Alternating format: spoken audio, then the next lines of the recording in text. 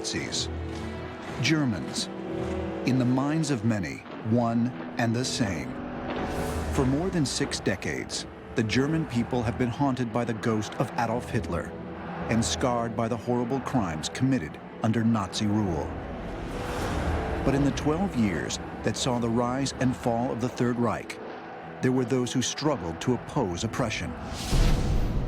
Brave men and women who risked their lives, suffered unspeakable torture, and shed their blood in the service of conscience. The story of their sacrifice continues to generate both curiosity and controversy. For some, it provides inspiration. But for others, it poses a deeply disturbing question. Why were there only a few brave enough to stand up against an unspeakable evil? And just what were the real motives behind the German military plot to kill Adolf Hitler?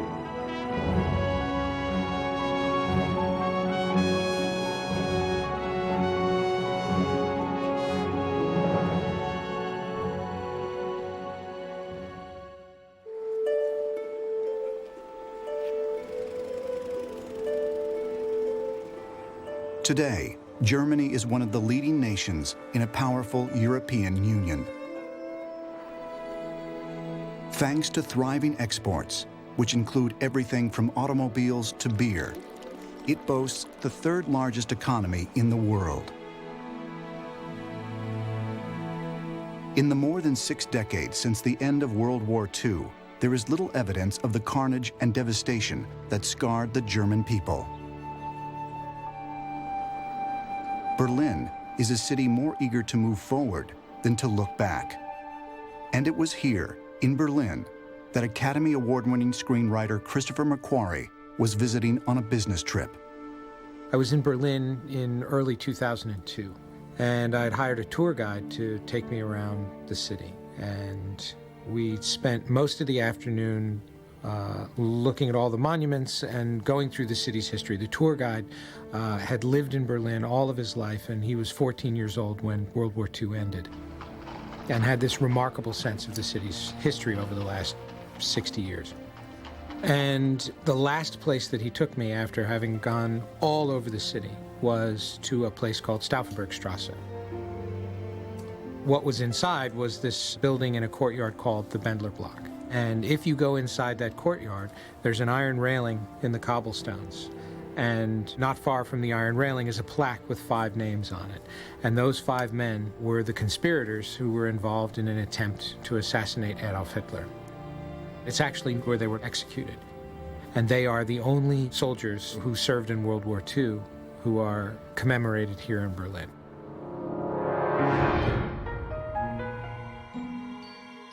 When I was growing up, they didn't say we were fighting Germany, we were fighting the German army. It was always phrased as fighting the Nazis. And so the assumption became that anyone wearing that uniform and anyone marching under that flag was a Nazi. And that had been presented to us over and over and over again with all the World War II movies that we grew up on. Und in gewisser Hinsicht sind eben die Gestalten des Dritten Reiches eben schon so Comicfiguren geworden, die beliebig aufrufbar sind und so als sozusagen als äußerste Droge des Schreckens verwendet werden können. So ähnlich wie es einst dieses schreckliche Klischee vom ewigen Juden gegeben hat. So ist denkbar, sagen manche Leute, dass das Klischee des ewigen Deutschen in die Welt gekommen ist, der nun für alle Zeiten assoziiert wird mit jemand, der auf diese Weise grausam und autoritär entgleisen kann. Now, when German young people, if they go to other countries, very often they are received with, "Heil, here come the Nazis," which is very difficult for a 15 or 16 or 17-year-old boy or girl to accept, because they really have nothing to do with it. Their parents probably had nothing to do with it. It still sticks to the Germans.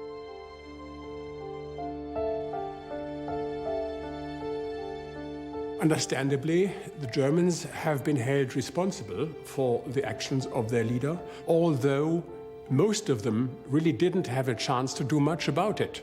And those who did ended up in concentration camps or on the scaffold. And I think one ought to understand that what happened in Germany was the failure of the democratic institutions in 1933. And this is the great failure in German history.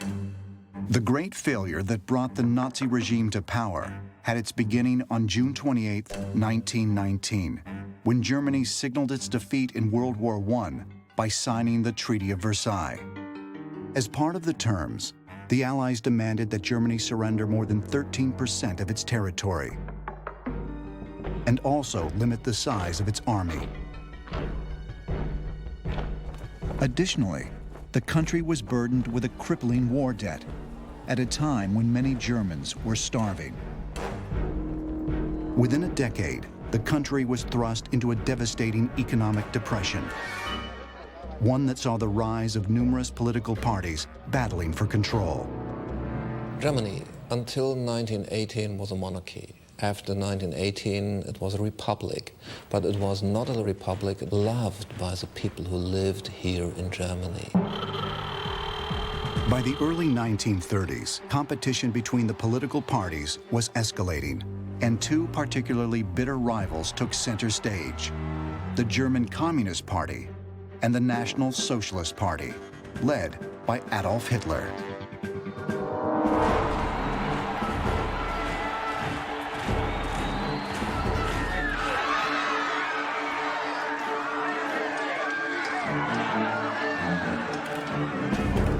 Ging es praktisch um einen Kampf zwischen den Nazis und den Kommunisten.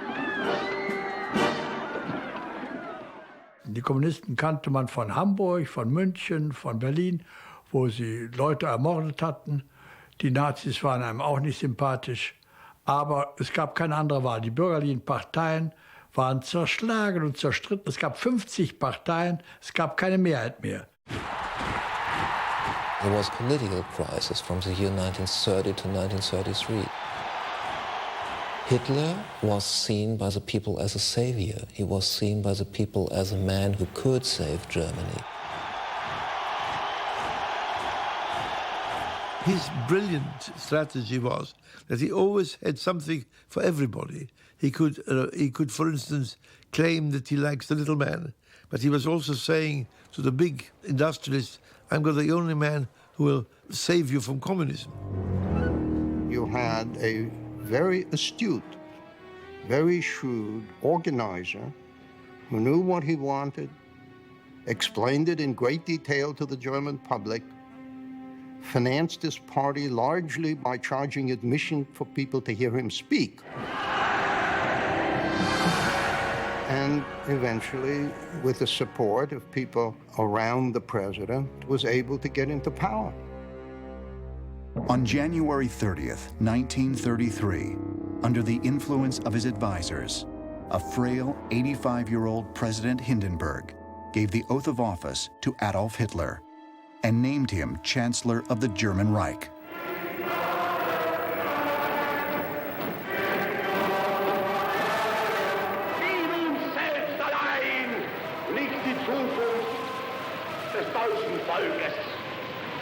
Dann werden wir wieder emporsteigen, genau wie die Väter einst auch Deutschland nicht geschenkt erhielten, sondern selbst den schaffen mussten.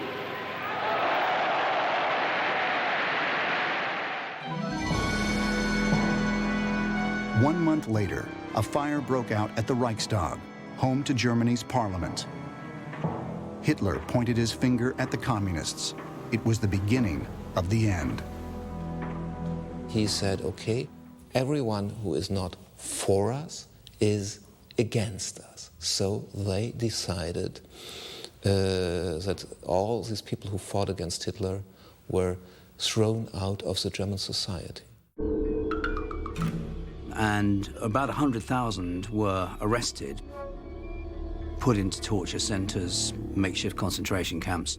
It's often forgotten that the legal system, the courts and the police were the main way in which resistance was dealt with.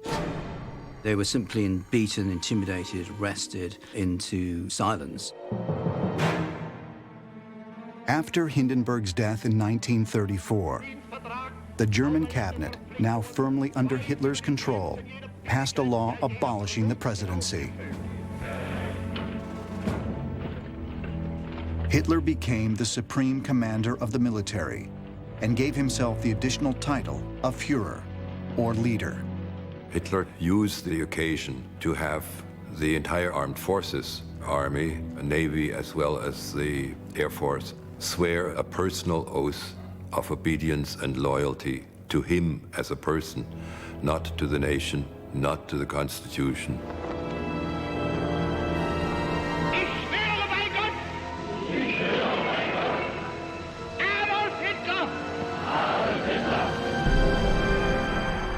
So if anyone acted in any way against Hitler, then he would be committing treason.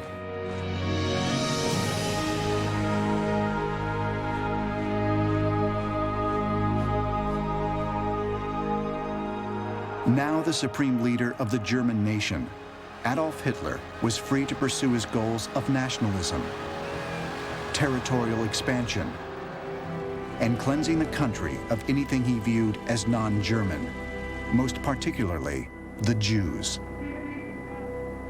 In 1933, he had established the Reich Ministry of Public Enlightenment and Propaganda under Joseph Goebbels. Das ewige Gesetz der Natur, die Rasse rein zu halten, ist für alle Zeiten das Vermächtnis der nationalsozialistischen Bewegung an das deutsche Volk. Using the pseudoscience of eugenics, an 18th century philosophy which advocated selective breeding as a means of strengthening the human species, Goebbels and the Nazis launched an extensive and elaborate assault in the public media and in medical journals, arguing that Jews, homosexuals, and other non-Aryans were not only politically and socially undesirable, but genetically and biologically dangerous. Wir erkennen, dass hier ein Pestherd liegt, der die Gesundheit der arischen Völker bedroht. Richard Wagner hat einmal gesagt, der Jude ist der plastische Dämon des Verfalls der Menschheit. Und diese Bilder bestätigen die Richtigkeit seines Ausspruchs. Hour after hour, day after day, year after year, the German public was force-fed a steady diet of lies, intolerance, and paranoia. Now racism and even genocide seem scientifically justified and even necessary. And if anyone dared to question or object, it would be considered an act of treason, and they were likely never heard from again. So great was Nazi propaganda against the Jews. School books, school lessons, cinema, radio, the media, newspapers, pouring it out all the time, that people came to believe there was a Jewish problem, if you like, and to think that the influence of the Jews, which the Nazis vastly exaggerated, should be curbed in some way. Das ist keine Religion und kein Gottesdienst mehr. Das ist eine Verschwörung gegen alles Nichtjüdische. Die Verschwörung einer krankhaft hinterlistigen, vergifteten Rasse gegen die Gesundheit der arischen Völker und gegen ihr moralisches Gesetz. The Jews in Germany were concentrated in the law, in banking and finance, and so they were an easily identifiable group. But what really brings out anti-Semitism is the defeat of the First World War. Hitler and people on the far right, nationalist right, came to believe that the Jews had conspired in Germany to undermine the war effort. That's what drives anti-Semitism, and it's the desire of Hitler and the leading Nazis to stop this happening again, as they see it, this conspiracy theory they believe in. In our house, where I lived, I saw these torchlight processions, and there was a force there that was frightening, and they had these choruses, Perish Judah. And the Jew was the scapegoat for all evil. Reichsbürger, die Blutes sind verboten. On September 15, 1935, the Reichstag passed the Nuremberg race laws, which deprived German Jews of their civil rights. Already in the mid-1930s, when I was a kid, You would see signs at restaurants and movie houses and so on, Jews not admitted.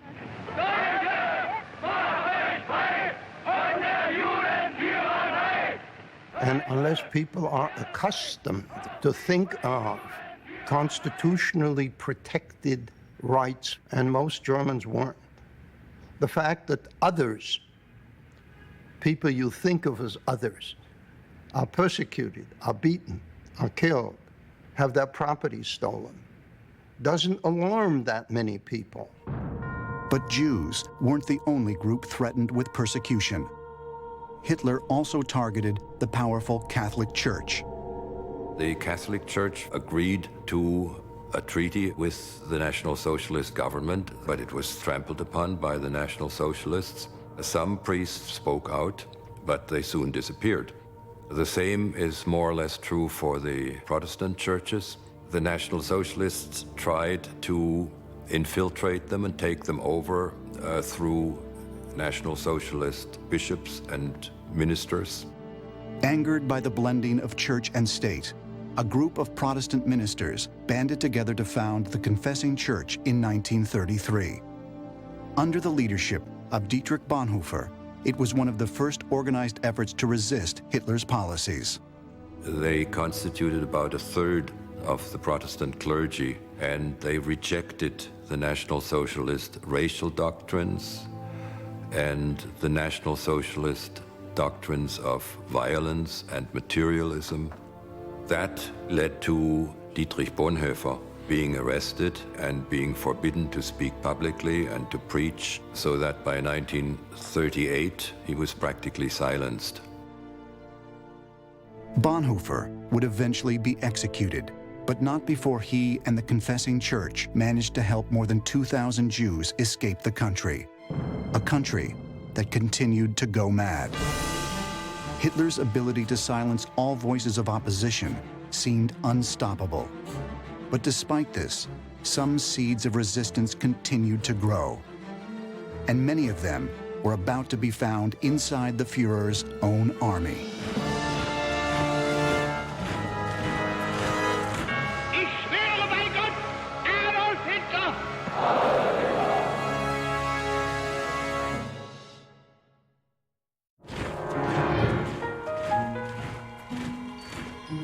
By 1937, Hitler and his Nazi regime had taken full control of Germany.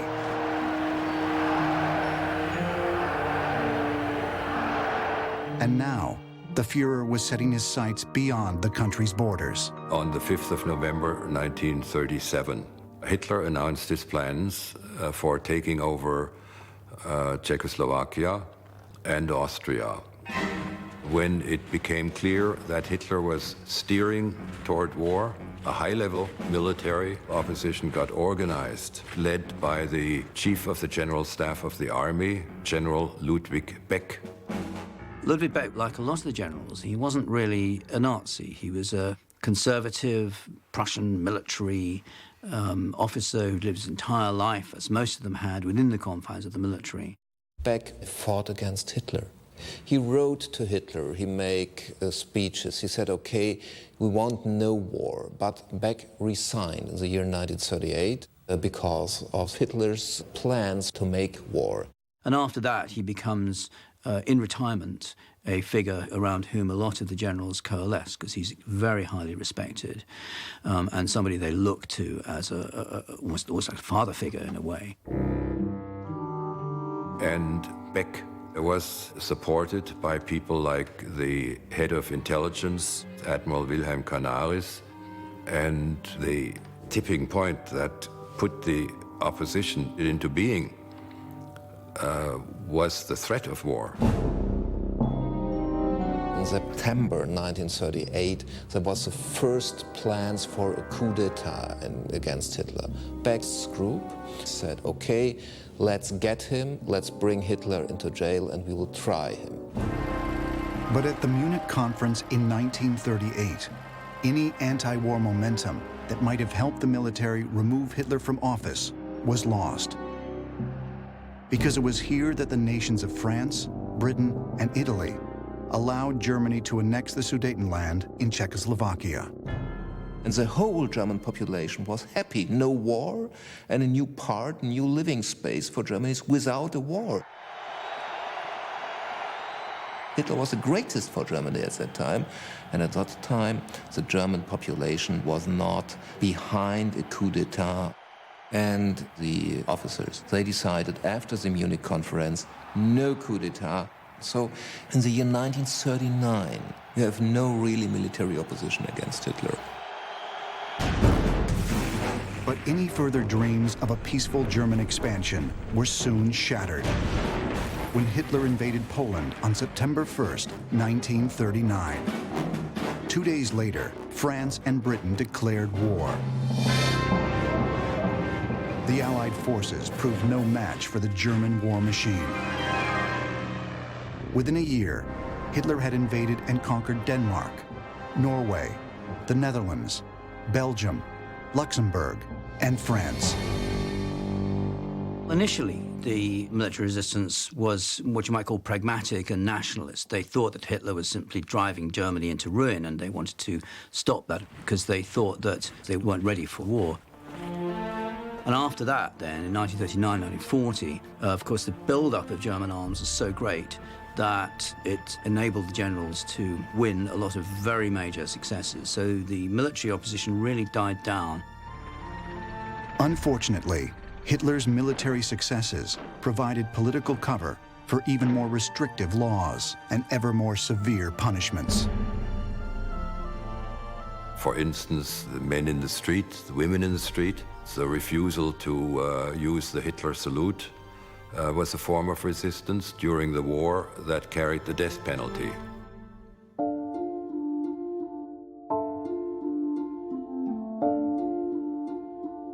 Or for spreading a rumor, or for listening to foreign radio stations.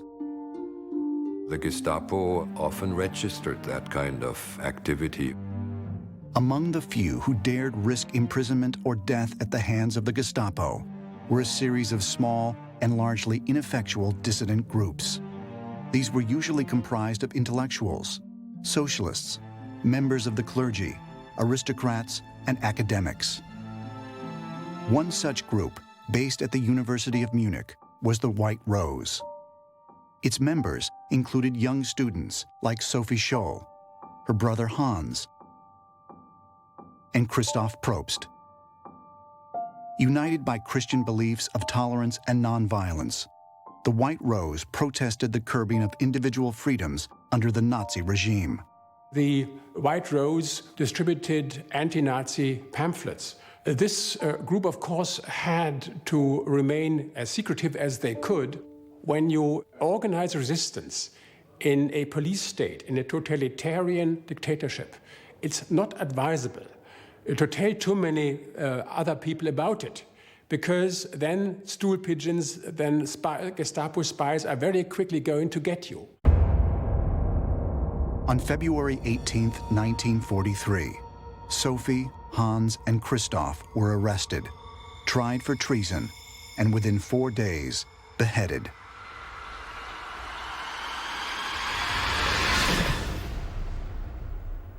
Only after they had been murdered by the Nazis was their identity known to Germany and to the world, and British bomber planes dropped not only bombs but also reprints of their anti-Nazi pamphlets honoring their courage. Perhaps one of the most influential figures in the civilian resistance was Karl Friedrich Goerdeler. The former mayor of Leipzig, Goerdeler had resigned in protest over the Nazi demolition of a monument to the famed Jewish composer Felix Mendelssohn. He was an active resistor, even after his resignation as mayor, and eventually he became recognized because he was the most dynamic and the most resolute civil leader among the resistance. Goerdeler and his circle were mostly aristocratic and wanted to restore Germany, and a Germany that they imagined or remembered from their youth. So their plans said that Germany be run on a fairly authoritarian and hierarchical line, with more power to be given to what they called the traditional ruling elite. Another secret resistance group, comprised largely of aristocrats, was the Kreisau Circle. They took their name from the estate where they would meet, home to one of its leading members, Helmut James von Moltke. The Kreisau Circle were against an assassination of Hitler. They thought that would be immoral. But the Kreisau Circle believed that however good Nazism might have been in principle early on, it had now turned against Germany and German interests, and they wanted a decentralized Germany based on Christian values with a very weak central state. It has to be said, it was a really very unrealistic policy that they had. They clashed with the conservative resistance around Goerdeler, whom they thought were hopelessly reactionary, and Goerdeler thought they were just dreamers. By 1943, Hitler's army was severely strained and weakened, having opened up a disastrous and bloody second front against the Soviet Union, and facing an ever-increasing Allied force that now included the United States. Hitler's generals were now beginning to question his judgment and his sanity.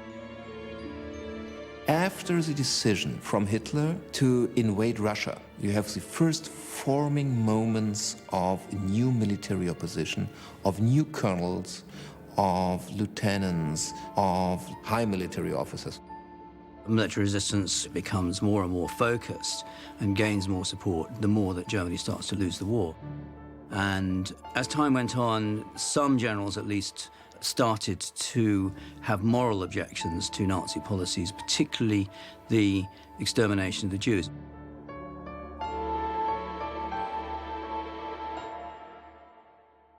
Ich kam anschließend als Abteilungskommandeur zu diesem neu aufgestellten Kavallerieregiment und war ein paar Tage da, da kam der Hauptmann Bettermann zu mir mit 2 SD-Leuten, Sicherheitsdienst der SS, zusammen im Zug gesessen hätte und die hätten viel Alkohol bei sich gehabt und wären langsam redselig geworden und hätten ihm geschildert, dass sie 250.000 Juden in der Heeresgruppe Süd umgebracht hätten und wären nun zur Heeresgruppe Mitte versetzt, um diese auch endlich Juden reinzumachen. Sie schilderten ihm im Einzelnen, wie sie das gemacht hatten. Das waren allen grauenhaften Einzelheiten, was man damals sonst nicht wusste. Aber so habe ich von den Verbrechen der Nazis gehört. As Hitler's systematic extermination of millions of Jews became evident to more members of the German military, a brave few struggled to reconcile duty with conscience. They know that the overwhelming majority of their fellow German citizens support the regime. They therefore realize that unless they can get and stay in some position in either the civil or military administration, they won't be able to do anything. This is not a government that can be overthrown from below by masses of people demonstrating in the streets. It's got to be the alternative. You have to grab the wheel from the inside. But you can't grab the wheel from the inside unless you're on the inside. And that creates a horrendous moral dilemma for people, because you have to participate in some ways in a regime of which you disapprove if you want to be in a position to destroy it. The armed forces, the top brass, had a very equivocal attitude towards Hitler. It was a mixture of, on the one hand, the man is losing the war, we have to get rid of him. There was the other attitude that they were no longer able to justify their oath of loyalty to Hitler with their own conscience as Christians. Confronted with the mounting atrocities against the Jews and impending defeat at the hands of the Allies, leaders of the various military and civilian resistance groups decided it was time to put aside all political and social differences and unite under one common cause. To this end, a meeting was held on January 22nd, 1943, at the home of Kreisau Circle member Peter York von Mortenberg. Da kamen dann erstmals vor allem so die ganz konservativen Widerständler eben wie Beck und Gördeler, eben plötzlich zusammen mit diesen Sozialreformern und christlichen Utopisten vom Kreisauer Kreis. Und dieses Zusammentreffen ist auch gleich sehr schief gegangen. Aber sie haben sich überhaupt nicht verstanden und zum Teil auch nicht gemocht. Trotzdem war das historisch, weil man sich in dem ganzen Dissens geeinigt hat, ja, wir werden es tun. Es muss gemacht werden. Mein Großvater war Offizier der Wehrmacht. Er hat mit anderen Verschwörern über die Frage, wie am besten Adolf Hitler beseitigt werden kann. Und das war mindestens genauso schwierig, wie es zu einem echten Umsturz des Regimes kommen konnte. Es ging zum Beispiel um die Diskussion, ob man das Führerhauptquartier Wolfschanze stürmen könnte mit loyalen Wehrmachttruppen, Hitler festnehmen, gefangen setzen und ihm einen öffentlichen Prozess machen, dem deutschen Volk und der Öffentlichkeit zu zeigen, was tatsächlich passiert. Ist dann ein anderer Weg gewählt worden, wie man weiß. They come to the conclusion that the only way to initiate a successful overthrow of the regime is to kill Hitler. Because there's no doubt in anybody's mind that in the eyes of the overwhelming majority of the population, this is the center. To help form a plan for the assassination of the Führer, Ludwig Beck turned to a team of co-conspirators inside the military that included General Friedrich Olbricht, chief of the General Army Office, and Colonel Henning von Tresckow, who was chief of staff at Army Group Center in Russia. But for all involved, one question loomed large. Just how do you kill the most powerful and protected man alive?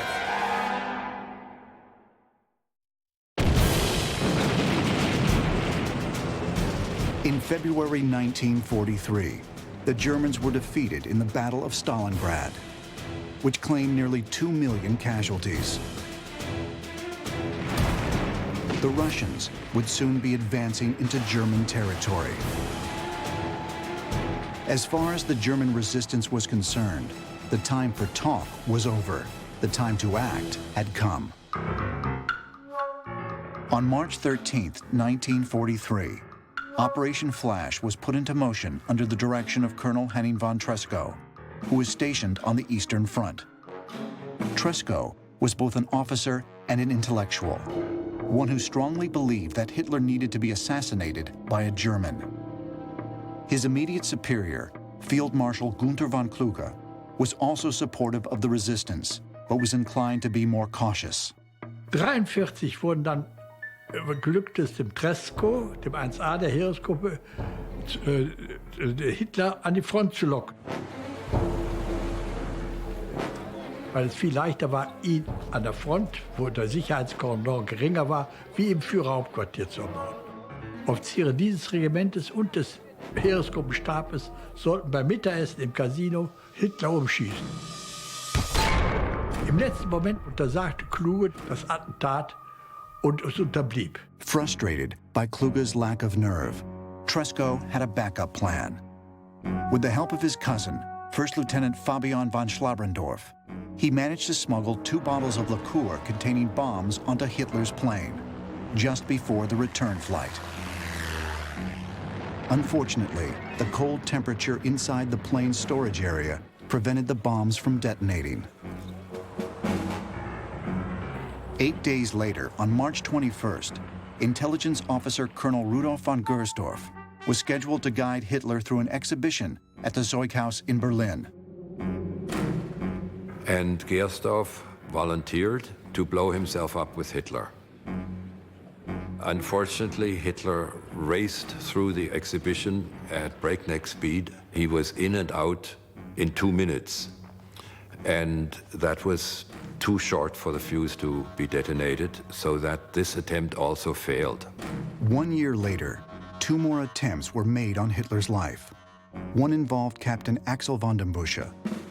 The second was to be carried out by Lieutenant Ewald Heinrich von Kleist, whose father was also a member of the resistance. Und dann gab es auch Planungen, Hitler bei Uniformvorführungen ums Leben zu bringen, indem die Offiziere bereit waren, Sprengstoff am eigenen Körper zu tragen und sich dann mit diesem Sprengstoff in der Nähe des Führers in die Luft zu jagen. Alle Versuche dieser Art sind gescheitert. Zum einen deswegen, weil Hitler die Vorführungen der Uniformen entweder absagte oder aber frühzeitiger verschwand. Hitler's erratic schedule made further assassination attempts nearly impossible. Increasingly paranoid, he began to confine himself to his headquarters for his own safety. The security organs around him, especially the SS, made it very difficult for people to get close to him. The assassination plots that occurred over the years point to another element as well. Hitler seemed to have Satan's luck. He was able to avoid being assassinated. With time running out and with casualties mounting, members of the military resistance even sought help from the ever-advancing Allies.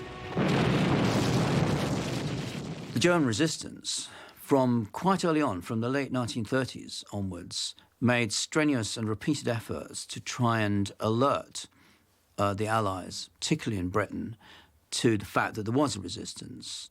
Some of them had very good contacts to people in Britain, quite senior positions. Adam von Trott, for example, had studied at Oxford and had a lot of British contacts. These, on the whole, were not successful. I don't think the Allies took them particularly seriously. The resistance, at the same time as they were discussing the possibility of overthrowing the regime and making peace, they were also leading, many of them, the invasion of 5 neutral countries in a row. So the resistance, in effect, discredited itself. And nobody thereafter, outside Germany, was prepared to believe them. Another blow to the resistance came from the Allies themselves when Roosevelt and Churchill called for the unconditional surrender of Germany in January of 1943. Any hopes for a deal with the Allies were crushed. Any German plot to overthrow Hitler meant that they would still have to come to the Allied terms of unconditional surrender, which were political ends which the German resistance were not happy with.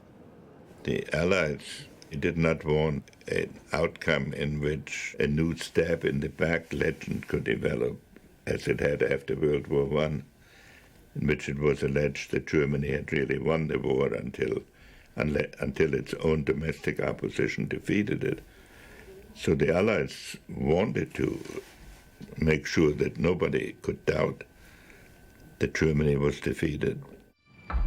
With little option but to keep fighting a hopeless war, and with civilian casualties and atrocities mounting, the military resistance sought new leadership, someone who could bring focus and momentum to their desperate cause. His name was Lieutenant Colonel Klaus von Stauffenberg. Klaus von Stauffenberg was a family member of a very old noble family from Württemberg. His father had been the Lord Chamberlain to the last king of Württemberg, and he was a devout Catholic, and he grew up in the royal palace in Stuttgart and the family castle in Lautlingen. And so he was really a part of this monarchical tradition. Hat eine ordentliche Schule in Bamberg besucht, Humanist von der Ausbildung her, das heißt, er hat Latein gelernt, er hat Griechisch gelernt, er hat sich mit Geschichte und Philosophie beschäftigt. Und er war sicherlich nicht das, was man in Deutschland damals nannte, ein kommissiger Typ. Das war er sicherlich nicht. Er war sicherlich durch und durch Soldat. As students, Stauffenberg and his brothers Berthold and Alexander were fans and followers of the acclaimed poet Stefan Georga. George had advocated a German government based on high ideals and intellectual excellence. And members of his inner circle, which included Stauffenberg, even called themselves the Secret Germany. It was a very, very tight-knit group, and they believed in restoring a morally driven Germany in the Central Europe, that would be a sort of moral and intellectual, cultural powerhouse for Europe. Raised in military tradition, Stauffenberg had joined the German Army's 17th Cavalry Regiment in 1926, when he was 18 years old. 4 years later, he had risen to the rank of lieutenant and also became engaged to his future wife, Nina. Married in 1933, they quickly began to raise a family. Oh, it was great fun. He was loving. He was a very gay person who laughed a lot. I mean, we were raised quite strictly, as it was common at the time. And of course, he was part of that system. But we never minded, and we loved him very much. The moral forces driving Stauffenberg were unusual and unusually powerful. He considered that the German army was being corrupted by Hitler and Nazism. They were forcing or leading the German army to massacre civilians, to carry out atrocities against Jews and partisans and so on. And he said so in 1942. He told several people that the killing of the Jews made the war monstrous and that Hitler must be removed. In fact, he talked to so many people, so much about Hitler, that things were becoming a little uncomfortable for him in Germany. In any case, he had been a staff officer for a long time and wanted a front-line posting. In 1943, Stauffenberg was promoted to lieutenant colonel and sent to Africa, where he joined the 10th Panzer Division under the command of Field Marshal Erwin Rommel.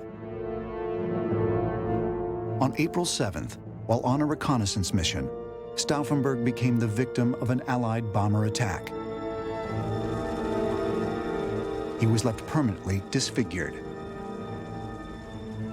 Stauffenberg had been heavily injured, and he had lost one hand and 2 fingers of the remaining hand and 1 eye.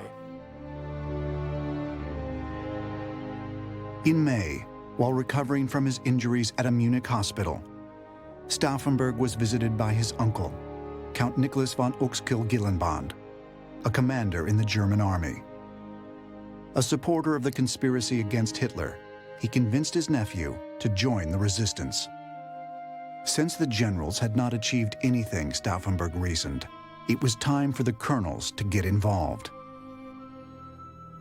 Die ältere Generation der Offiziere, wie mein Urgroßonkel, Generalfeldmarschall von Kluge, hat im Grunde nichts getan, um diesen sinnlosen Krieg, als der schon bald zu erkennen war, zu stoppen und sich auch kaum aktiv an dem Widerstand beteiligt. Das heißt, die Treue, der Eid hat für diese Generation offensichtlich noch eine andere Rolle gespielt als für die jüngeren Soldaten. Während die Initiative zum Umsturz, zum Staatsstreich von den Jüngeren, den sogenannten Obristen, ausging. Returning to active duty in October of 1943, Lieutenant Colonel Klaus von Stauffenberg was sent to Berlin to work at the General Army Office, and he was ready to take action.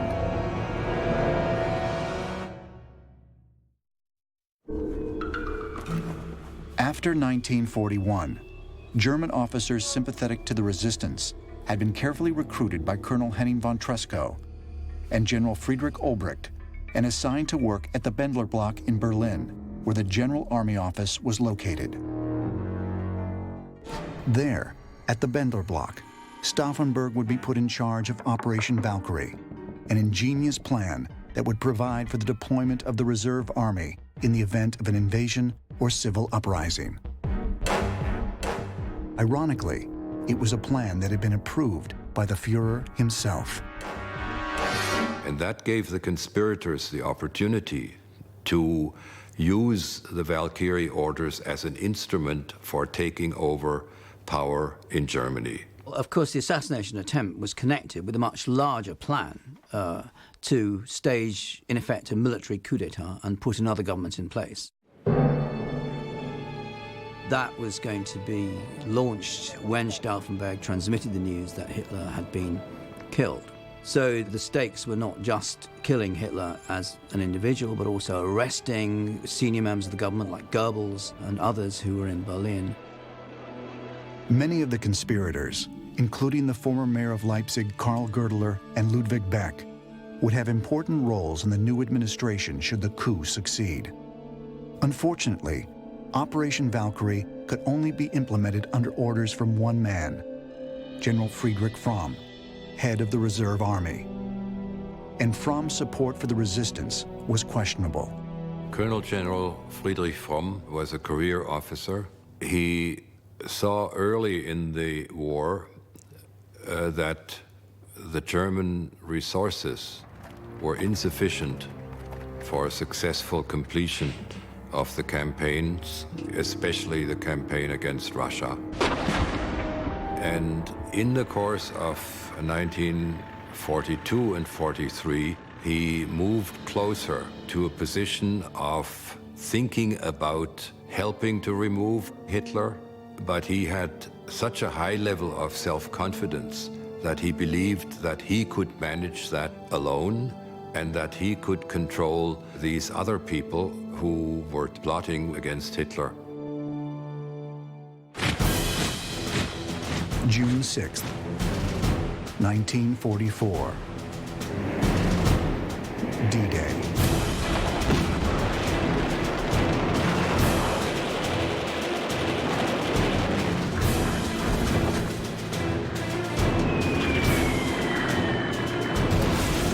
After a massive assault on land, sea, and air, the Western Allies gained a foothold on the European mainland. It was now only a matter of time before Hitler's Third Reich would be overwhelmingly defeated. But for members of the military resistance, D-Day posed an even greater dilemma.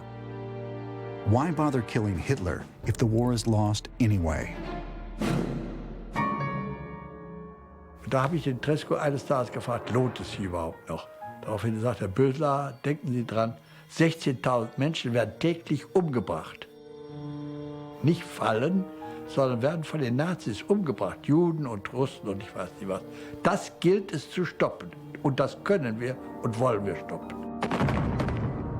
Da war die Sache klar, dass das Attentat durchgeführt werden muss und dass ich wieder weiter mitmachte. Die Motivation von Stauffenberg war vor allem, dass er erkannt hat, dass Millionen von unschuldigen Leuten umgebracht worden sind. Das war sicherlich die Hauptmotivation. Das hat er gesehen und das hat er auch wahrgenommen und hat dementsprechend dann gehandelt. The participants in the Valkyrie plot were patriots and idealists, people who saw what crimes were being committed and who became convinced that they must act or they couldn't live with themselves afterwards.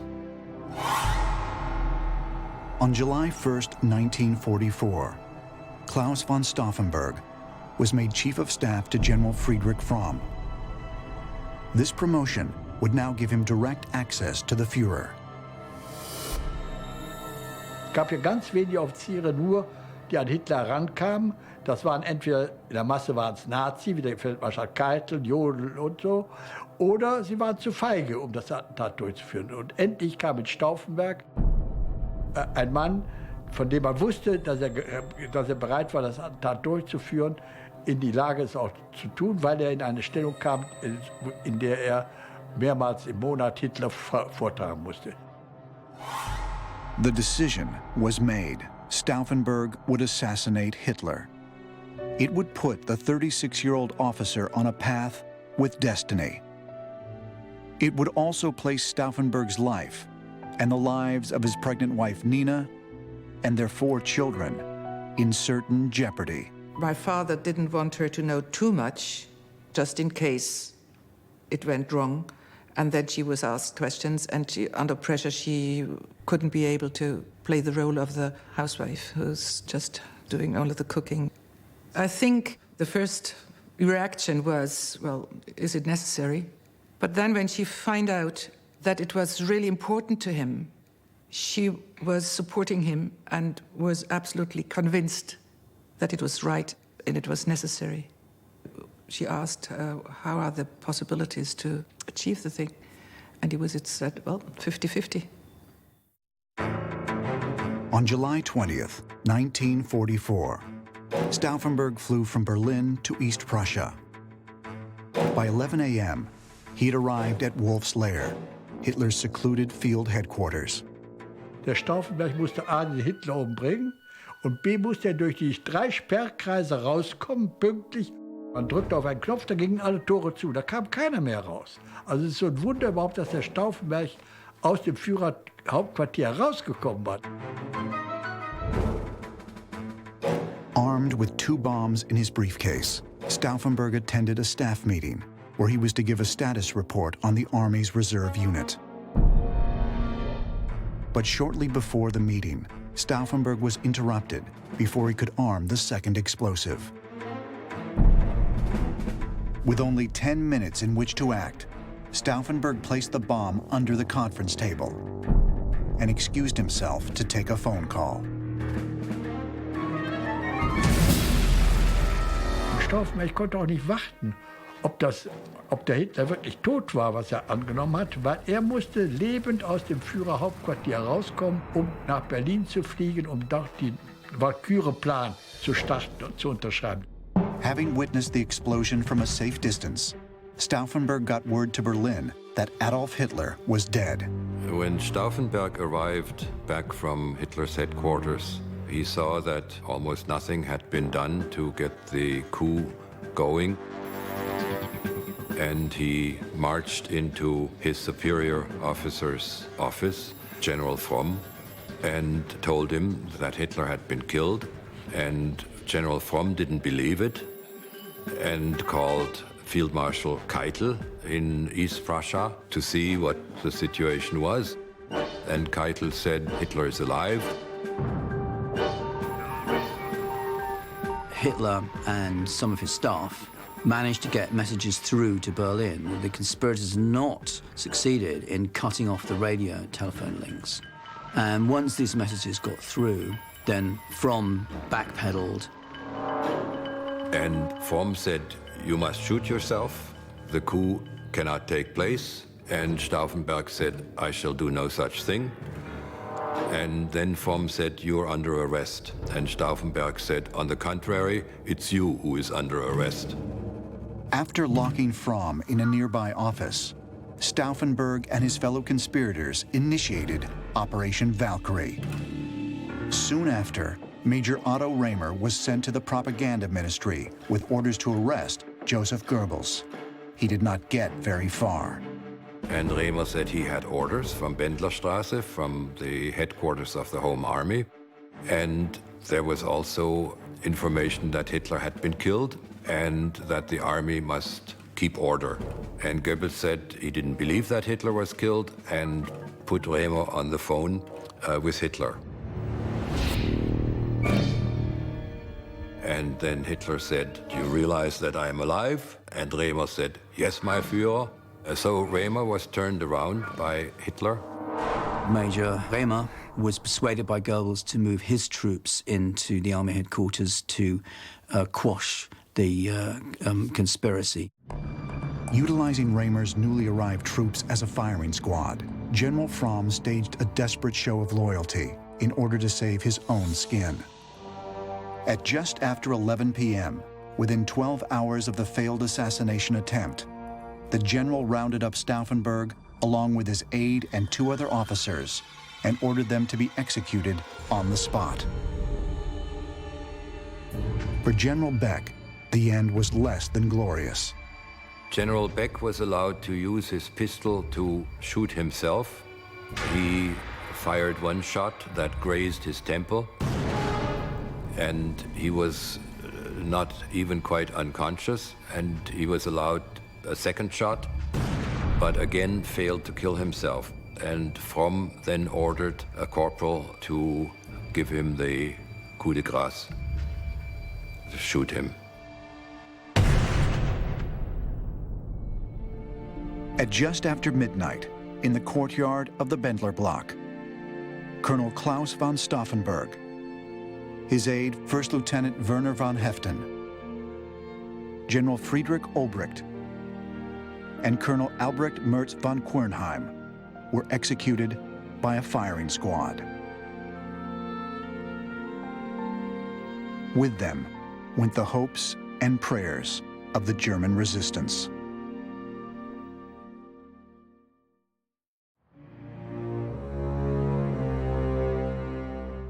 The bomb that went off under the conference table at Wolf's Lair had killed 3 German officers and a stenographer. Miraculously, Hitler himself sustained only minor injuries. Even more convinced of his almost divine invincibility, he was determined to round up the conspirators and crush them once and for all. Hitler spoke on the radio himself, something that during the second half of World War II, I might add, he did very rarely. Wenn ich heute zu Ihnen spreche, da geschieht es aus 2 Gründen. Erstens, damit Sie meine Stimme hören und wissen, dass Sie selbst unverletzt und gesund sind. Zweitens, damit Sie aber auch das Nähere erfahren über ein Verbrechen, das in der deutschen Geschichte seinesgleichen sucht. Eine ganz kleine Clique ehrgeiziger, gewissenloser und zugleich unvernünftiger, verbrecherisch dummer Offiziere hat ein Komplott geschmiedet, um mich zu beseitigen und mit mir den Staat praktisch der deutschen Wehrmachtsführung auszurotten. Es ist ein ganz kleiner Flügel verbrecherischer Elemente, die jetzt unbarmherzig ausgerottet sind. Allied intelligence also intercepted a broadcast from the head of the German U-boat service, Admiral Dönitz, to the various U-boats out in sea, a long message which they decrypted early on the morning of the 21st, in which Dönitz described elements of the German armed forces who were involved in the plot. For the Allies, news of the July 20th plot only served to convince them that Hitler was becoming even more isolated and that his inner circle was crumbling. Nevertheless, Churchill and Roosevelt deliberately downplayed the event as little more than proof of Germany's inevitable defeat. There were simultaneously in Berlin and in Moscow and in London and in Washington feelings of fear and mistrust that one will traduce and betray the other. And therefore, they played down the 20th of July and did not make common cause with it. The Allies never got into a position to act on this because before the plot, they were not aware of the extent of it. After it was too late to do something about it. Allied propaganda put this down as an internal quarrel within the Nazi movement of no importance at all. I think to admit that this was a serious attempt to overthrow Hitler would have put a question mark over the policy of unconditional surrender. So the speeches by Churchill and the comments by Roosevelt after the event were guarded. If Hitler couldn't achieve victory, he could at least seek revenge. Using Himmler's secret police, he issued orders to arrest all suspects and torture them for information.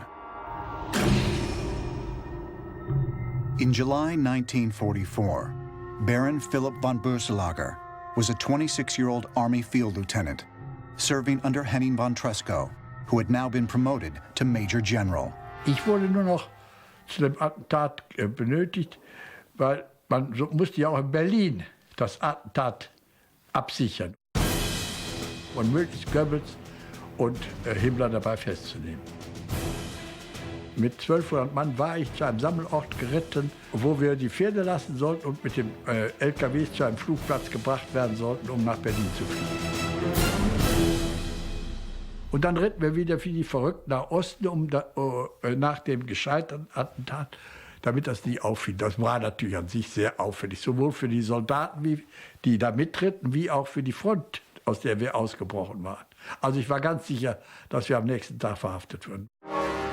Ja, ich bin nicht verhaftet worden, weil ich von keinem der Männer, die mit mir gegen Berlin geritten sind, sich nicht denunziert worden, erstaunlicherweise, von keinem.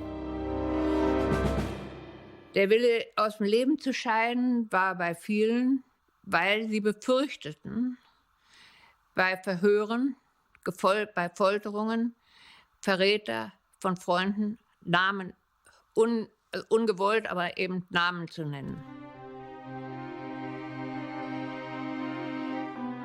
Mein Vater, er hat sich am 8. November 1944 in den Morgenstunden mit einer Pistole das Leben genommen. Wir Kinder sind dort gewesen. Er ist dann in den Armen meiner Mutter gestorben. Er war nicht sofort tot. Wir Kinder sind davor bewahrt worden, unseren Vater noch einmal zu sehen. Aber natürlich war ab dem Tag eine neue Passage des Lebens beschritten. Ich bin am Tage des Todes meines Vaters geboren worden. Das heißt, wir haben das Drama dieses Opferweges selbst miterlebt und sind dadurch auch alle geprägt worden.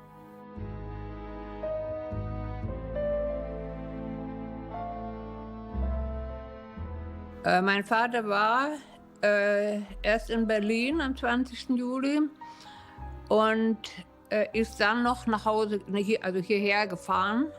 Beim Abendbrot kam also die Gestapo an und dann ist mein Vater aufgestanden, rausgegangen in den Steinflur und der Gestapo-Mensch hat ihn gefragt, sind Sie Graf Hardenberg? Hat mein Vater gesagt, ja. Dann hat er gesagt, ich muss Sie verhaften. Hat mein Vater gesagt, ja, ich komme mit, aber ich möchte mich von meiner Familie verabschieden.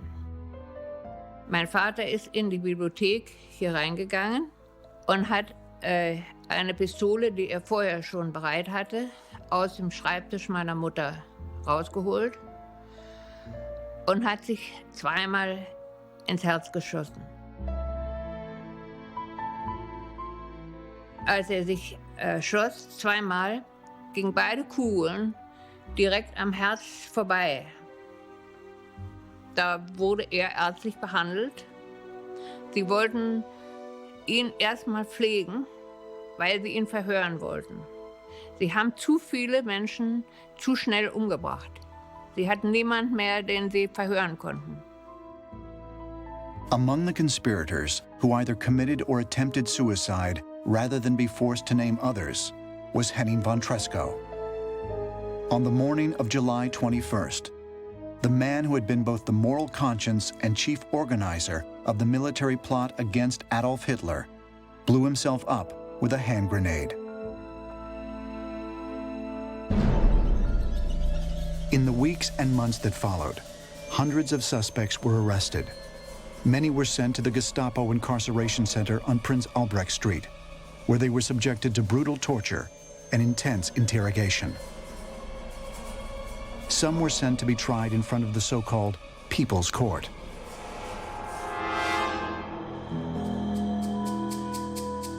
Sein Schicksal war, dass mein Vater sofort verhaftet wurde, nämlich einen Tag danach, dass man ihm aber offenbar an diesem Tag nichts hat nachweisen können, dass aber nach weiteren Recherchen oder vielleicht auch Vernehmungen anderer Leute er dann einige Tage später wieder verhaftet worden ist. Dann wurde ihm der Prozess gemacht von Roland Freisler und wie viele andere ist er dann auch zum Tode dort verurteilt worden.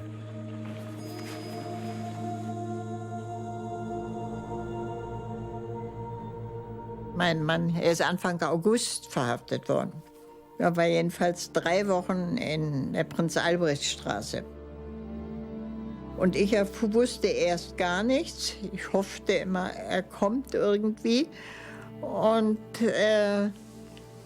hatte ja immer die Todesangst im Herzen, weil ich von dem Attentat gehört hatte. Und da meldete sich ein Offizier bei mir, der bekam den Auftrag, Zivilkleidung zu holen bei mir.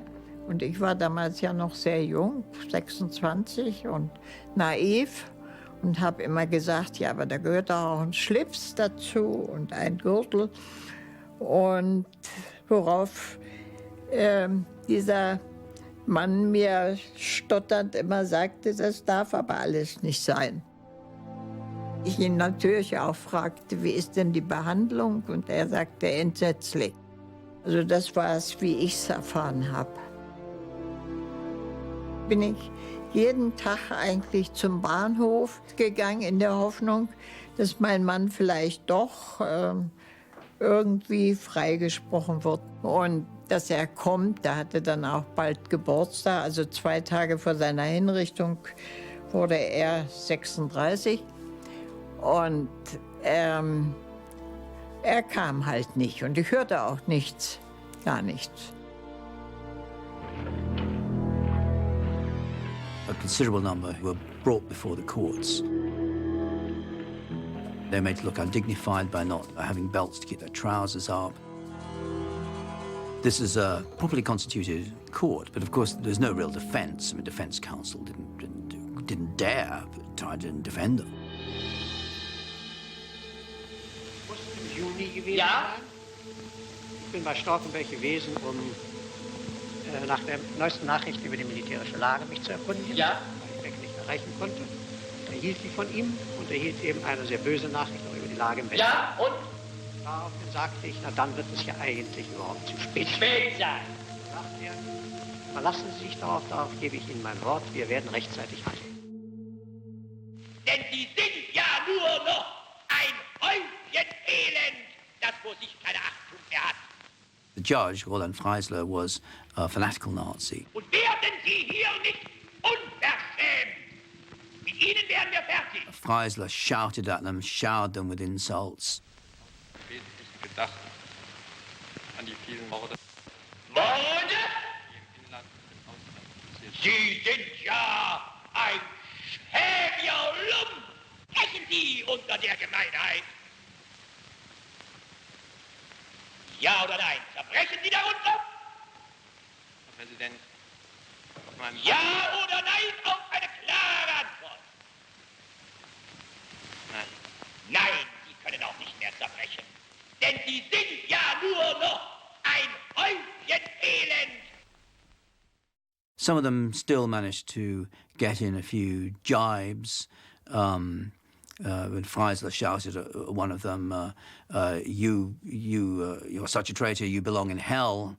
And the defendant shouted back, and I'll see you there soon. The trials, which were filmed for propaganda purposes, were little more than a sham. But what followed was an end more grisly than anyone in the courtroom could have imagined. When many of the conspirators were taken to be executed at Plötzensee prison in Berlin. The conspirators of the 20th of July 1944 were all hanged on specific orders by Hitler. They were hanged with a thin cord, slowly, in order to prolong the agony. Even General Fromm, who had taken it upon himself to shoot Stauffenberg and 3 of the other conspirators on the night of July 20th, could not escape the Gestapo. He was himself put on trial in March 1945, and he was convicted of cowardice. He should have been convicted of complicity, but that was a service that the judges did him, because then he was shot instead of hanged. For the wives and families of the conspirators, there was little to do but wait and hope. Most knew little or nothing of the conspiracy, but their lives hung in the balance just the same. The adults had tried to keep us away from the radio, and on the next day my mother then took my next younger brother and me aside and told us that it had been my father who had tried to kill Hitler. I was totally confused. And then my mother said he thought he had to do this for Germany. And that was a difficult thing to understand, because basically we were little Nazis, if you like. And of course there wasn't much time to talk to her, because the following night she was arrested and taken away. Nina Stauffenberg was sent to Ravensbrück concentration camp while still pregnant with her 5th child. I was born not very far from here. At that time, my mother was in a concentration camp, which was called Ravensbrück, before that. And then when it came to the time of the birth, she was brought away from the concentration camp to a maternity home. She wrote to her mother from prison to prison. She thought of the possibility not to survive, because she wrote her last will, in case I'm dying or in case of my death. And then it starts, if it is a boy, it should be named this and this. And if it's a girl, she should be named this and this. And then writing down her wish that she hopes that the children can stay together so that they have at least a feeling of family. The Stauffenberg children, like the children of most of the conspirators, were taken from their mother and put into orphanages where they were given different names. In the middle of September, we were taken to a resort where all children from basically all 20th of July families were put together. I was there with the Stauffenberg children, I was there with the Tresco children. We were all there together. In all, approximately 700 people linked to the Valkyrie plot were rounded up and arrested by the SS. More than 200 were executed. But on April 30th, 1945, with Berlin surrounded and bombarded by Allied forces, Adolf Hitler killed himself in his bunker.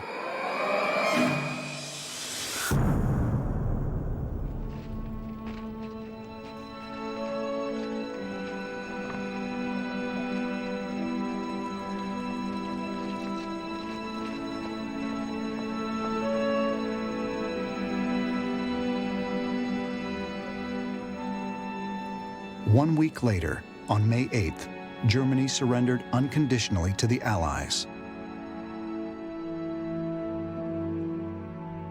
The concentration camps were liberated.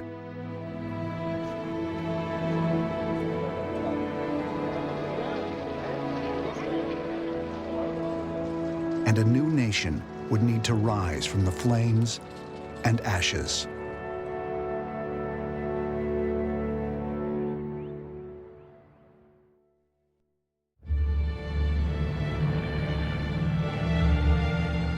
World War II had claimed more than 50 million lives.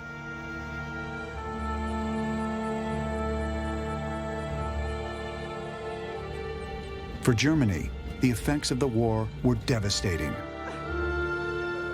Dozens of cities and towns had been bombed almost out of existence.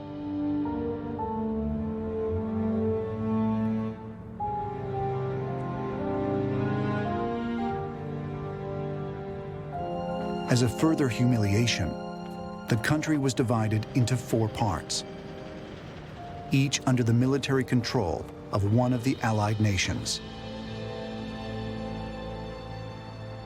Deep in the soul of Carl Schmitt has been planted the love of aggression and conquest.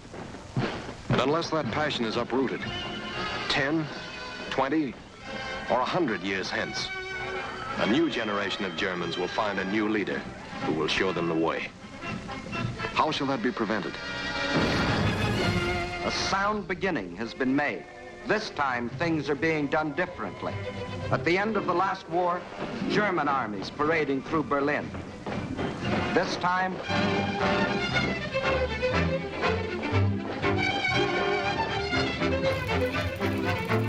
the legend of German invincibility lies once and for all a shattered myth. After the last war, this was the government of Germany. Today, this is the government. We have come to Germany not as liberators, but as conquerors. But for the surviving members of the resistance and their families, conditions were even harsher. After the Second World War, the people who fought against Hitler were seen by the ordinary German as traitors. They've traited the German people, they've traited Hitler, and they were traitors against Germany. It was very hard in the German post-war society to make a new point of view for these people who were against Hitler.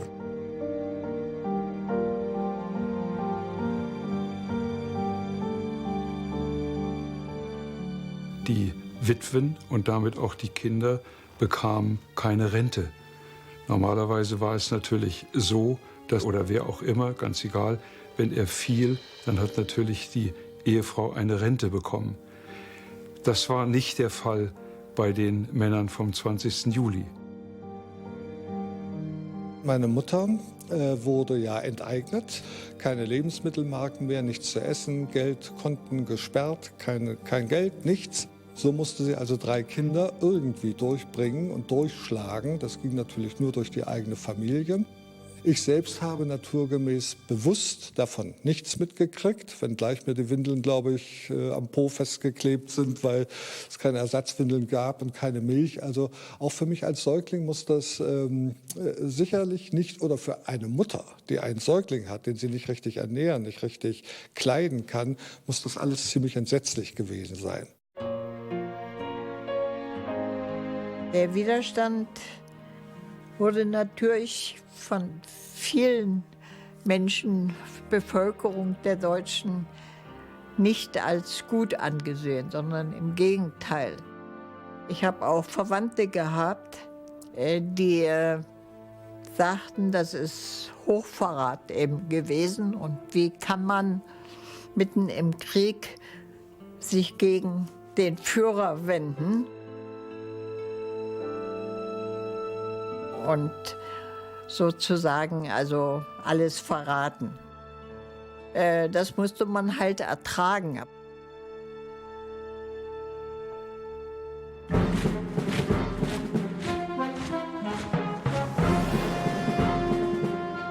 You have to realize that when in 1945 Germany lost the war, the liberators were the enemies.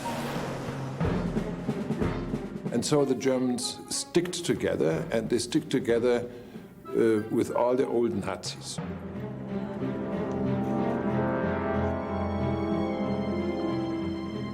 Sollten wir den Finger aufheben und sagen, wir sind Widerstand? Nein, das hat man natürlich nicht getan, nicht? Sondern man hat mit seinen Nachbarn zusammen, ob die Nazis waren oder nicht, die Häuser wieder gedeckt, die Häuser in Ordnung gebracht, die Dörfer in Ordnung gebracht, aufgebaut. Als Verräterkinder nun in die Schule gehen zu müssen und aufzuwachsen, ist so komisch nicht. Deswegen fühlte man sich, wenn auch zunächst mal in der negativen Ausrichtung, eigentlich schon immer ein bisschen anders als die anderen.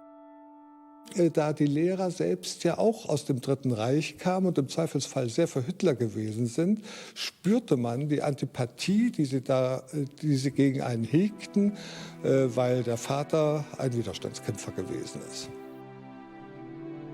Ich war immer ein schlechter Schüler, sodass meine Mutter viel zu diesen Elternsprechtagen gehen musste, um mit dem Lehrer zu reden. Und ich war etwa 14 oder 15. Und der Lehrer beklagte sich wieder über meine schlechten Noten, kamen die beiden wohl ins Gespräch und dann fragte der Lehrer meine Mutter nach ihrem Mann und dann sagte meine Mutter sinngemäß, dass er nicht mehr lebt, sondern dass er eben im Zusammenhang mit dem 20. Juli umgebracht worden sei. Und darauf antwortete der Lehrer dann, ach, das ist ja eigentlich kein Wunder als Sohn eines Verräters.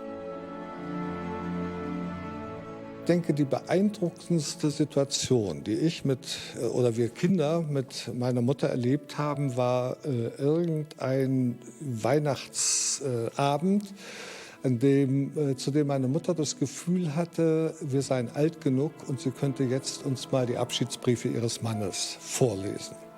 Wir lagen uns zum Schluss alle schluchzend in den Armen.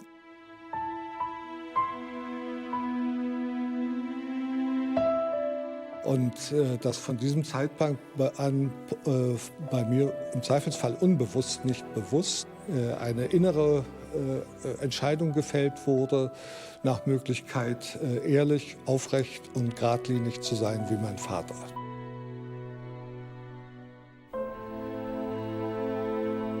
Known as the widow of the man who tried to kill Adolf Hitler, Nina von Stauffenberg's life after the war was particularly challenging. We grew up without a father, and my mother had to carry the burden of bringing us up. I think by the time my father died, my classmates had lost their fathers, lots of them already. That was nothing exceptional. Difficult to imagine today, but that was the way it was. I never doubted my father, but somehow that still I couldn't understand why he'd done it. At the time, we didn't realize a fraction of everything that he'd done and they had done. That took a long time.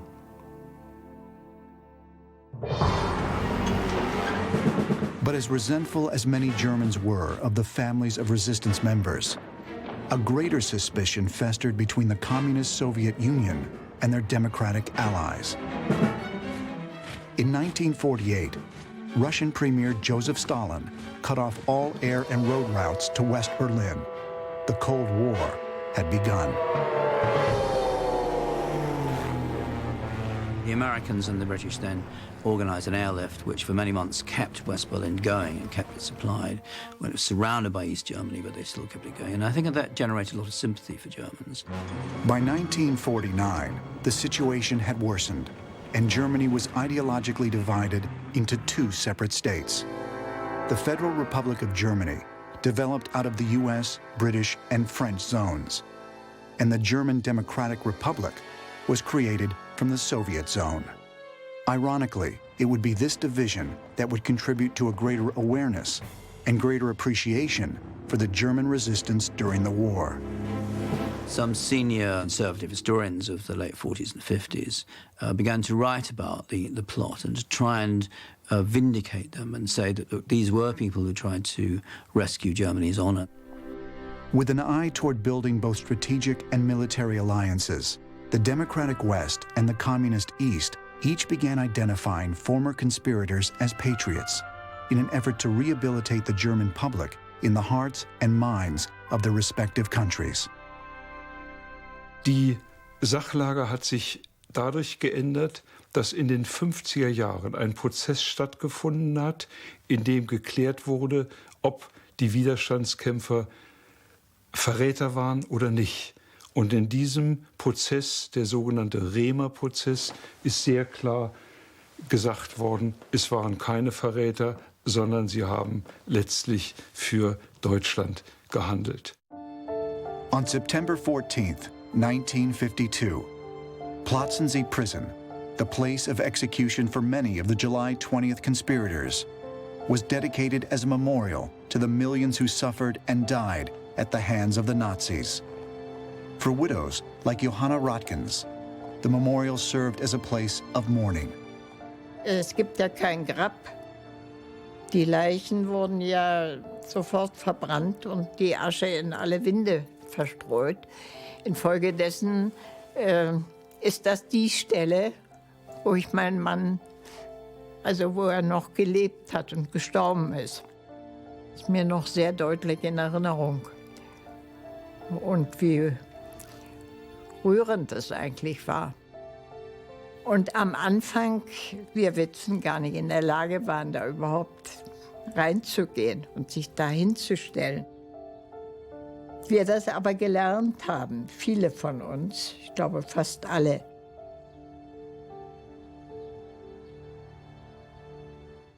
Der 20. Juli 1944 war das erste sichtbare, weithin wirkende Fanal, das der Welt zeigte, dass in Deutschland der Wille zur Freiheit, der Wille zum eigenen Leben nicht untergegangen war.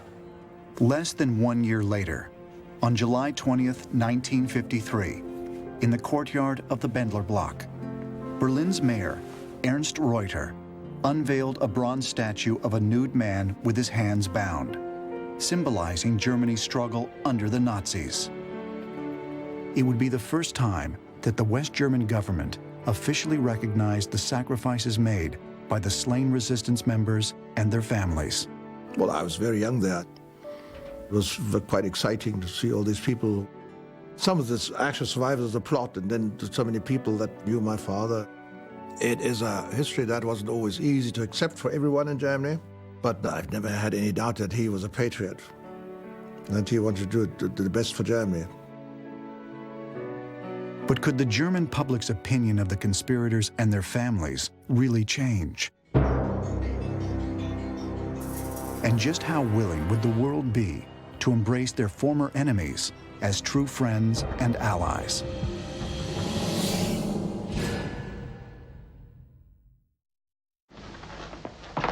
Herr Generaloberst? Sie haben den Valkyrie-Befehl gegeben? Jawohl, Herr Generaloberst. Ohne meine Einwilligung?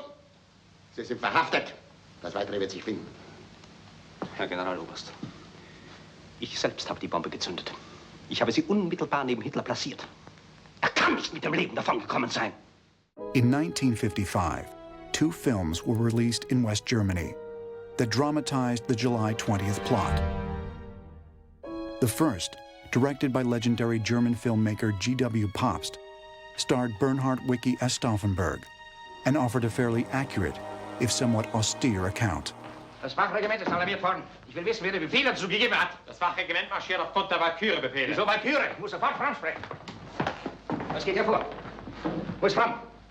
Sie müssen schon mit mir Vorlieb nehmen. Ich bin an Fromms Stelle getreten. Auf wessen Anordnung? Auf Anordnung von Generaloberst Beck. Dann nehmen Sie zur Kenntnis, dass ich mich weigere, Ihre Befehle zu befolgen, Herr Höppner. Seien Sie doch vernünftig. Die Truppe marschiert bereits. Worum es hier geht, ist Hochverrat.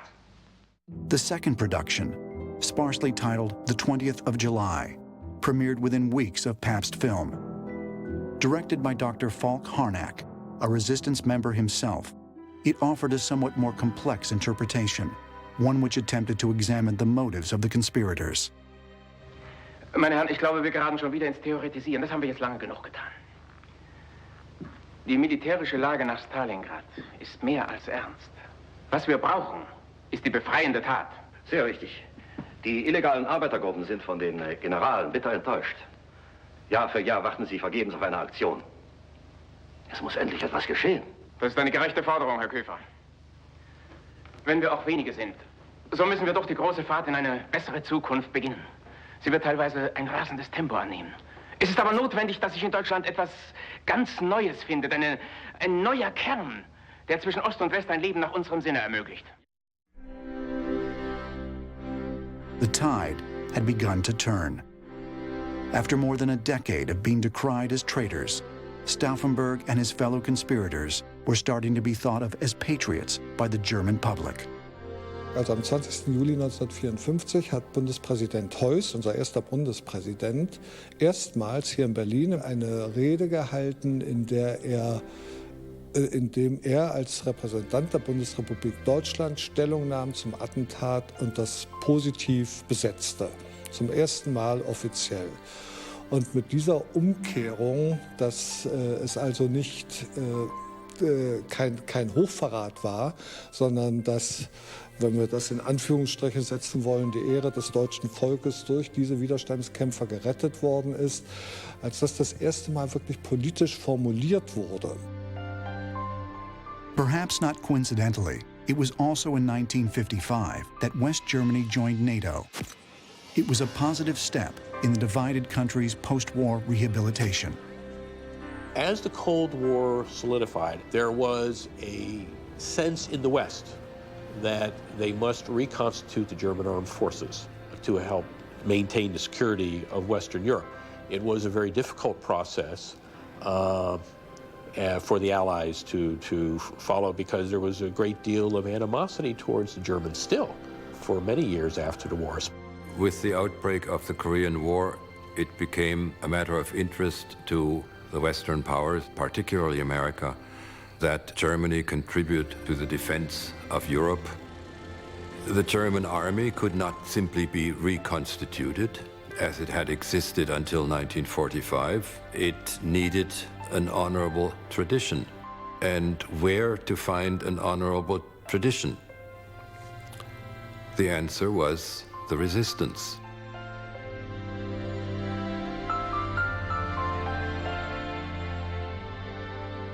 To the people who live in Germany, these are somewhat more agreeable models from the past than military occupation officers that were brought in by the British, French, and Americans, to say nothing of those brought in by the Russians. Officers who applied for officers' commissions in the new army had to appear before a commission and had to answer questions about how they saw the resistance and the coup and the plot against Hitler. And if they refused to accept that the conspirators had honorable motives, they were generally ineligible for officers' commissions.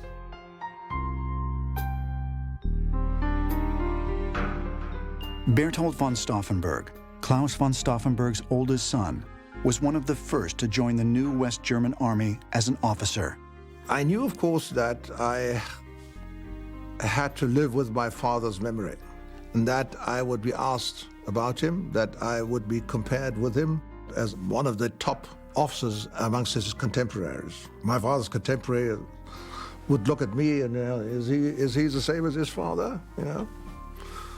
And that's a bit uncomfortable at times and unnerving. But I survived that, as you see. In 1961, the Soviets erected a concrete wall through Berlin to divide their eastern side from the west to stop the border crossing. But as one wall went up, another came down, as public opinion about the resistors continued to change. It took a very long time for the Germans to accept that what had been done by the German people has been terrible. It started only in the 60s when the subject was brought to the public attention through the Auschwitz trials in Frankfurt. This is when the question of what had happened really started to be debated in the public and in the media. In 1964, a set of postage stamps featuring Klaus von Stauffenberg was released in Germany.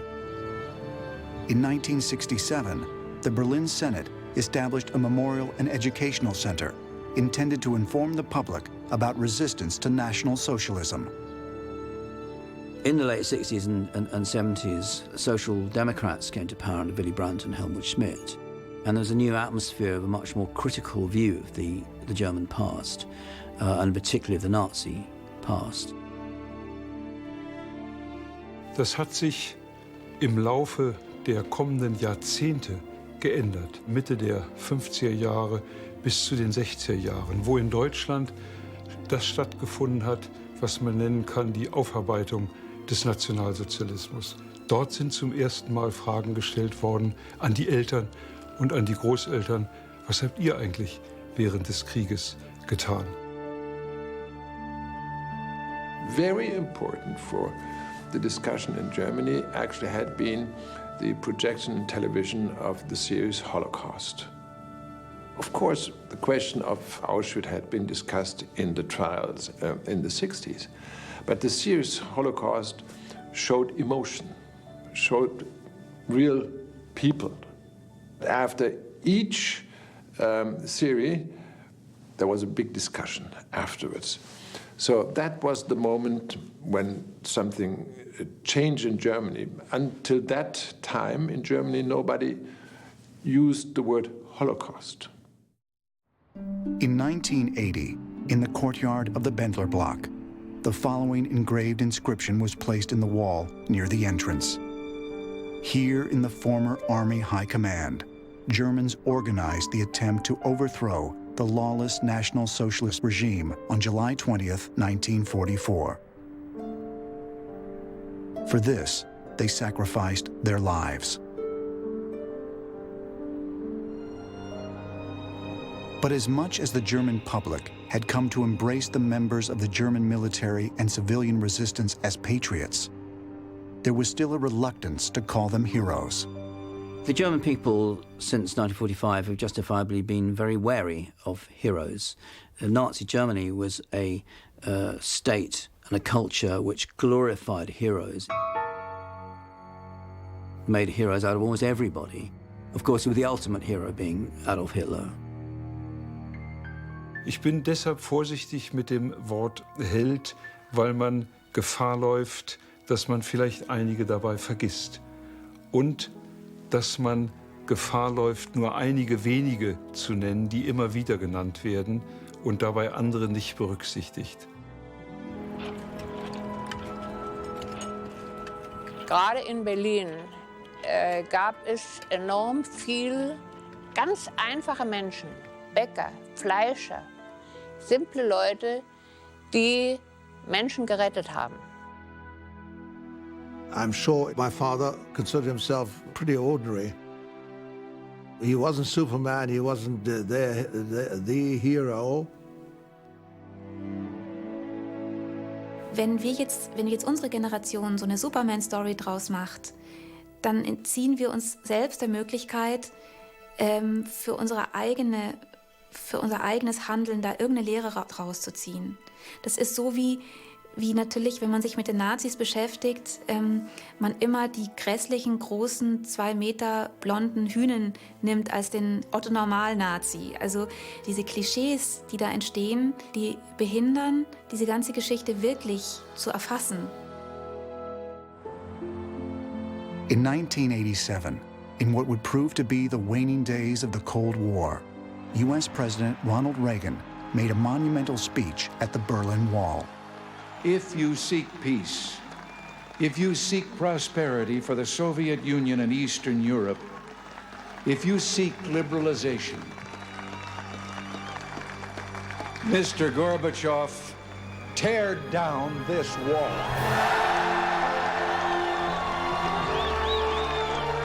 Two years later, the wall was finally torn down.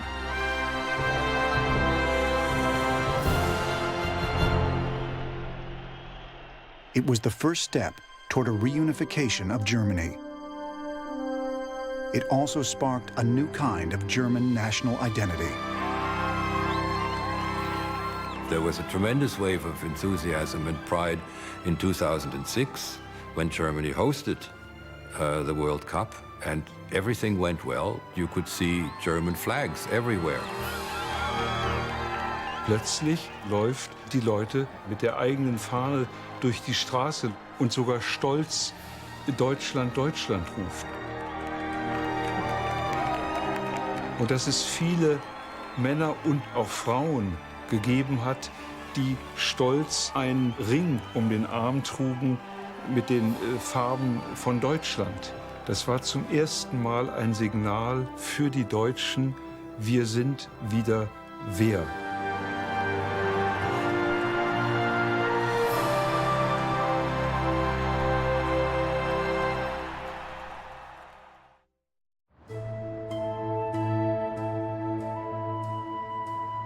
After his trip to Berlin in 2002, screenwriter Christopher McQuarrie brought the idea of a feature film based on the July 20th plot to his friend, director Bryan Singer.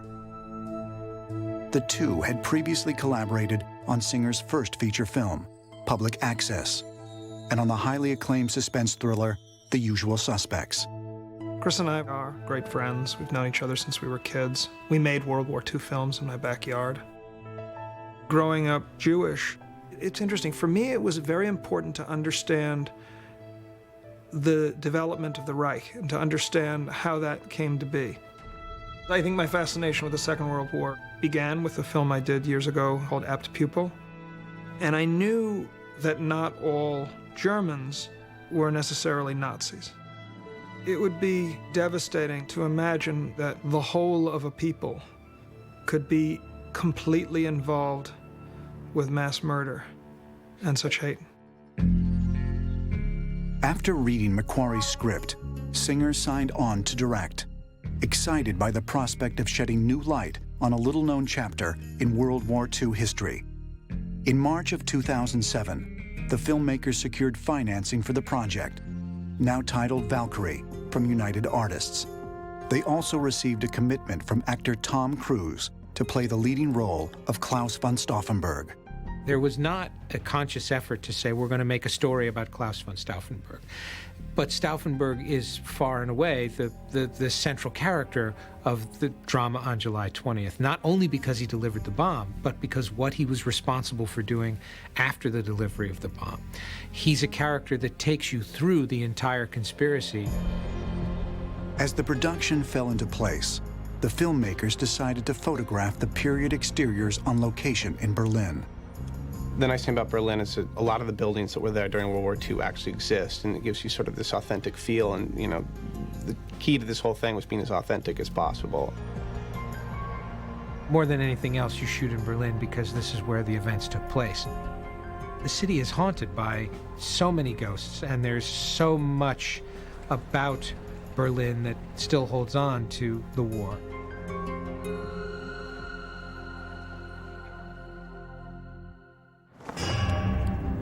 On July 19, 2007, cameras rolled for the first time on Valkyrie.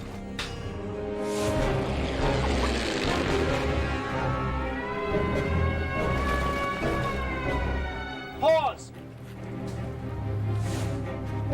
Take one more. The production was scheduled to shoot for 15 weeks and featured an international cast of acclaimed actors, which included Kenneth Branagh as General Henning von Tresckow, Tom Wilkinson as General Friedrich Fromm, and Terence Stamp as General Ludwig Beck. For the filmmakers, accuracy and integrity were key objectives. Tighter lens on Kretz, and then behind the shoulder. Brian wants everything to be as accurate as possible, which we wanted as well. In certain cases, we had to combine characters, compress time and events, but we wouldn't make a change like that unless it serviced the story and allowed us to get the spirit of what was actually happening. The truth is better than anything you could ever make up. These men tried to kill one of the most evil people who ever lived so that they could save their country, save Europe, and save the world. And so we focused on July 20th and the events of July 20th as the thing we wanted to tell. The story itself is so dramatic and so rich and so real. Why wouldn't you tell the story as truthfully as you possibly could? We were guests of Germany while we were there. Great. Nice to meet you. Very nice to meet you. We got so much support from these people. One more household. One day while we were shooting, this woman walked onto set and she broke out a photo album and showed pictures of, you know, Lieutenant von Haeften and General Ulbricht, who'd been at parties at this house. And this had been her family home. I called a florist in Berlin. I was sending flowers to somebody, and the girl I spoke with told me her name was von Tresckow. And I said, oh, like Henning von Tresckow. And she said, well, yeah, it's actually, you know, he's, you know, my grandfather. It's amazing, and it really opens your eyes to realize they had to do what they did, and what they did really mattered and made a difference.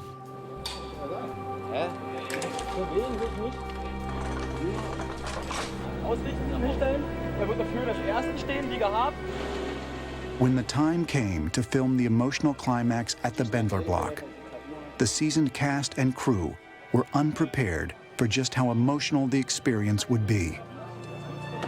It didn't hit me till that moment how important it was to film in that location. This journey had come in some way to a full circle. We had other authentic locations, but this one, and this is it. After researching this subject matter for so many years, I didn't realize how emotional it would be to shoot at the Bendler block and to shoot the conspirators' execution. Before we started rolling, the whole cast and crew stood around the courtyard. Chris read a letter from one of the conspirators to his family. Perhaps there will yet come a time that will judge us not as scoundrels, but as prophets and patriots. That this wondrous call may give honor to God is my fervent prayer. It's a very personal film for all of us involved, and it is a great honor for me to play this character, to represent the spirit of this man, that they had hope for the future and the beauty and brilliance of this country. It's a very sensitive scene in history, and we're shooting at a place where it occurred. If you could grace this place with a minute of silence, that would be very much appreciated.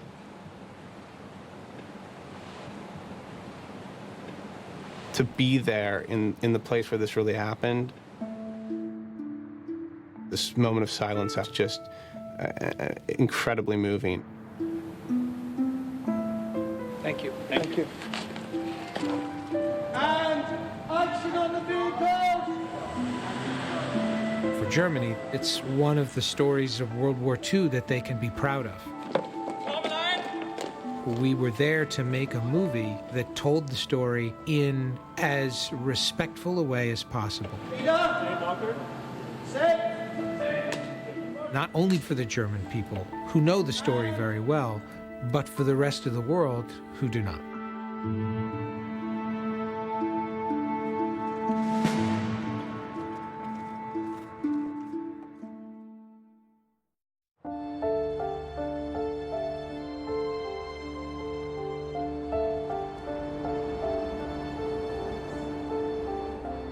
Also der 20. Juli 1944, denke ich, ist in der deutschen Geschichte wichtig, weil er, ich denke, moralisch das deutsche Volk in gewisser Weise gerettet hat. Es sollte vielleicht ein gewisser Stolz sich entwickeln, aber so ein Stolz, dass man immer noch sagt, wir akzeptieren die Vergangenheit, die wir hatten, mit der haben wir uns beschäftigt, aber ich weiß jetzt nicht, ob man genau sagen kann, ich bin stolz, Deutscher zu sein. Deutschland kann stolz sein darauf, dass sich wirklich noch da ein Widerstand geregt hat. Und wenn das geglückt wäre, wären Millionen von Toten uns erspart geblieben. Each year, on the anniversary of the July 20th plot, crowds gather at the Platzensee Memorial Center and at the German Resistance Memorial in the courtyard of the Bendler Block.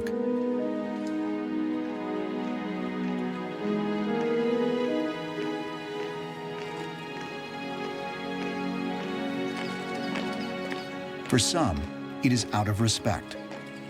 For others, it is an act of duty.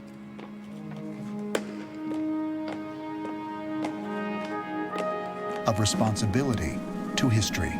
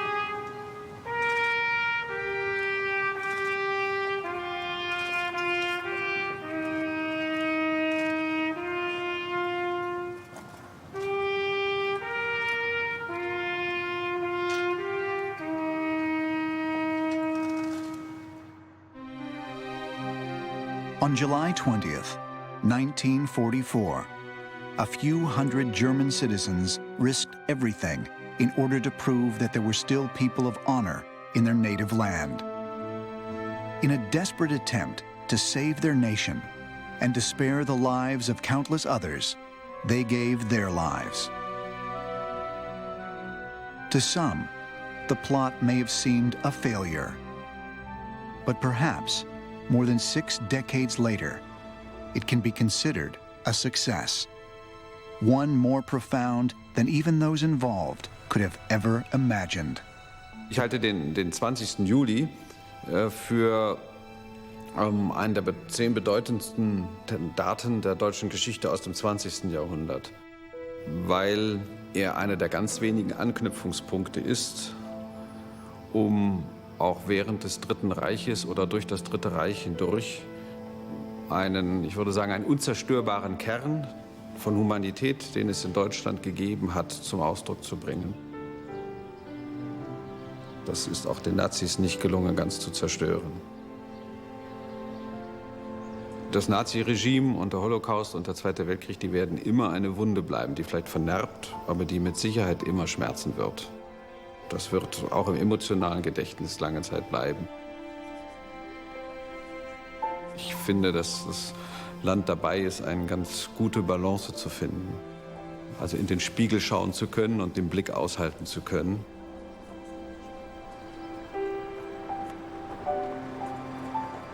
In vielleicht 20 Jahren wird es niemand mehr geben, der aus persönlicher Erfahrung von dieser Zeit berichten kann.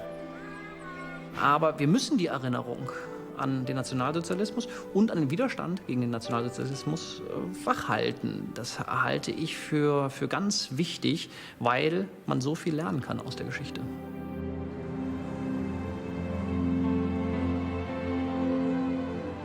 Ich würde behaupten wollen, dass es in den letzten 30 Jahren großer Anstrengungen bedurft hat, um dem deutschen Widerstand zu der Anerkennung zu verhelfen, die wir heute in der politischen Öffentlichkeit feststellen können.